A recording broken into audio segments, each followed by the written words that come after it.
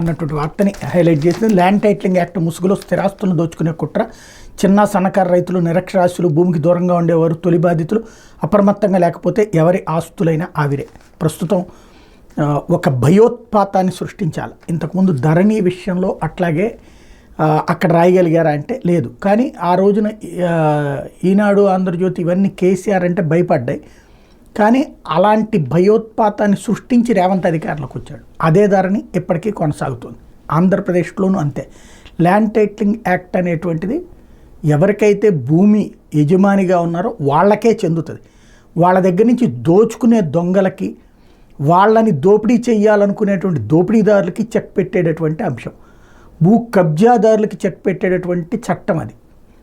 లేదా అక్రమ మార్గంలో దోచుకోవాలనుకునేవాడికి చెక్ పెట్టే మార్గం. కానీ దాన్ని రివర్స్లో అంటే నీ భూమి నీది కాకుండా చేసేటటువంటి వాడి కోసం ఇలా రివర్స్ వార్తలు రాస్తూ రోజు భయపెట్టడం అన్నటువంటిది.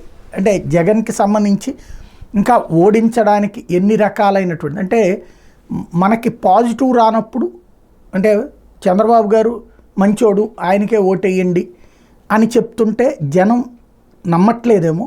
అందుకని జగన్ చెడ్డోడు కాబట్టి, జగన్తో పోల్చుకుంటే చంద్రబాబు తక్కువ చెడ్డోడే కాబట్టి ఆయనకు ఓట్లు వేయండి అన్నటువంటి కోణంలో తీసుకొస్తున్నటువంటి పరిస్థితి ఇది. లేకపోతే రాయ్బరేలీలో